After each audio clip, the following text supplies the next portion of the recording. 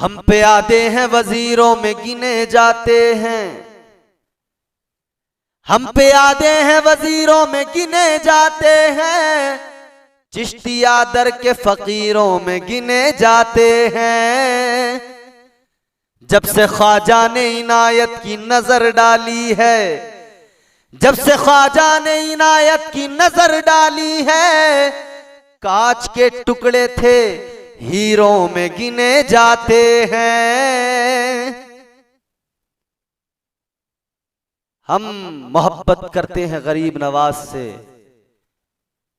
इसमें हमारा कमाल नहीं है, बल्कि ये मोहब्बत हमारे दिलों में परवरदिगार ने डाली है। अल्लाह के नबी की हदीस है, जब अल्लाह अपने किसी बंदे से मोहब्बत करता है, जब प्यार करता है, तो परवरदिगार आलम जनाबे बुलबुल सिदरा हजरत जिब्रील अमीन को आवाज देता है। अल्लाह तबारक व ताला जनाबे जिब्रील से कहता है, ऐ जिब्रील मैं अपने फला बंदे से प्यार करता हूं, अपने फला बंदे से मोहब्बत करता हूं, जिब्रील तुम भी मोहब्बत करो।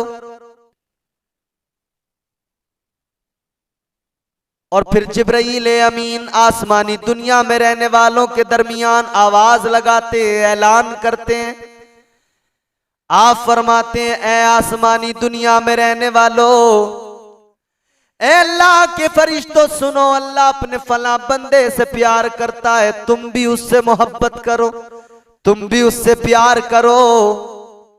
और सुम्मा युदाउ लहुल कबूलु फिल अर्द हदीस का आखिरी टुकड़ा है। मेरे आका फरमाते हैं, अल्लाह तबारक व तआला जमीन वालों के दिलों में उसकी मकबूलियत और उस बंदे की मोहब्बत को डाल दिया करता है। तो हमारे दिलों में जो गरीब नवाज की मोहब्बत है, किसी और ने नहीं डाली, बल्कि ये तो अल्लाह ने डाली है। डालने वाला अल्लाह है तो मुल्ला कैसे निकाल सकता है। बहुत कोशिश करते हैं ना लोग, मगर याद रहे ये कलंदरों की बात है जनाब, ये हर किसी की समझ में नहीं आती है। हर दौर में कोशिश तो बहुत की गई, लेकिन कूजे के मुकद्दर में समंदर नहीं आया। ये दुनिया क्या समझ पाएगी मेरे मौला अली को, दुनिया की समझ में तो कलंदर नहीं आया। और ये कलंदरों की तो बात थी। राजा के ऊंट जहां बैठते थे, गरीब नवाज सरकार जब आए हिंदुस्तान तो उसी जगह पे अपने मुरीदों के साथ बैठ गए। राजा के सिपाही आए, कहने लगे उठ जाओ। कहा किस लिए? कहा राजा के ऊंट यहां पर बंधते हैं, वो बैठा करते हैं। सरकार गरीब नवाज ने फरमाया, राजा के ऊंट बांधने के लिए जगह कम नहीं है, दूसरी जगह पे बैठा दो। सिपाहियों ने कहा नहीं नहीं, तुम्हें उठना पड़ेगा, ऊंट तो यहीं पर बैठेंगे। मेरे सरकार गरीब नवाज ने मुस्कुरा के फरमाया, ठीक है, अगर यहां बैठाना चाहते हो तो यहां बैठा दो। अल्लाह अल्लाह, सिपाहियों ने ऊंटों को वहां पर बैठा दिया, बांध दिया। जब बाद में वापस उठाने के लिए आए तो कोशिश बहुत की, मगर ऊंट नहीं उठते। थक हार गए, राजा के पास गए कि उठ नहीं रहे हैं ऊंट। राजा ने कहा क्या हुआ था? फिर सिपाहियों ने सारा वाकया सुना दिया। राजा ने कहा अहमको, बेवकूफो, जाओ जाओ उस दरवेश के पास जाओ, उस बाबा के पास जाओ और जाकर उस फकीर से मुआफी मांग लो, उससे मुआफी मांग लो जाकर। अब ये सारे सिपाही आए, सरकार गरीब नवाज की बारगाह में हाथ जोड़ के खड़े हो गए, हुजूर हमें मुआफ कर दीजिए, हम समझ गए हैं कि आपका मकाम व मर्तबा क्या है। अल्लाह अल्लाह, सरकार गरीब नवाज ने फरमाया क्या हुआ? कहने लगे ऊंट नहीं उठ रहे हैं। कहा बैठाया तो तुमने था, क्यों नहीं उठ रहे? कहा सरकार हमने आपको उठाया, उनको बैठाया, वो बैठे रह गए। अल्लाह अल्लाह, सरकार गरीब नवाज फरमाते जाओ जाकर उठा लो, उठ जाएंगे।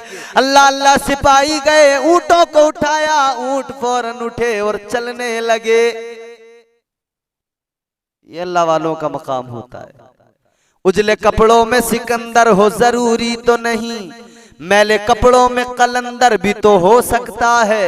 जिस भिखारी को हिकारत से पुकारा तूने, उसके कासे में समंदर भी तो हो सकता है।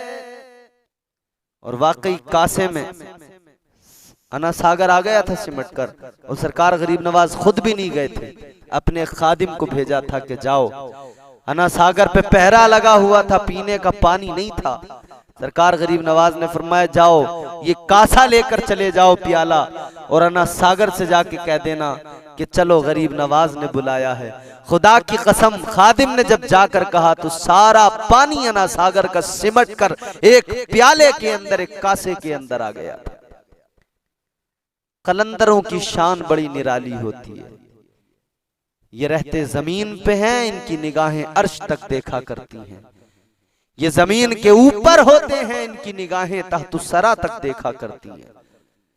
इसीलिए तो सरकार गौसे आजम फरमाते हैं कि मेरा मुरीद दुनिया में कहीं भी हो, किसी भी कोने में हो, किसी भी खित्ते में हो, मैं उसे देखता हूं, उसकी फरियाद को सुनता हूं, पहुंचता हूं मदद को। सरकार गौसे आजम फरमाते हैं ये सारी दुनिया, सारी कायनात इस तरह से देखता हूं जैसे हथेली पर राई का दाना रखकर देखा जाता हो।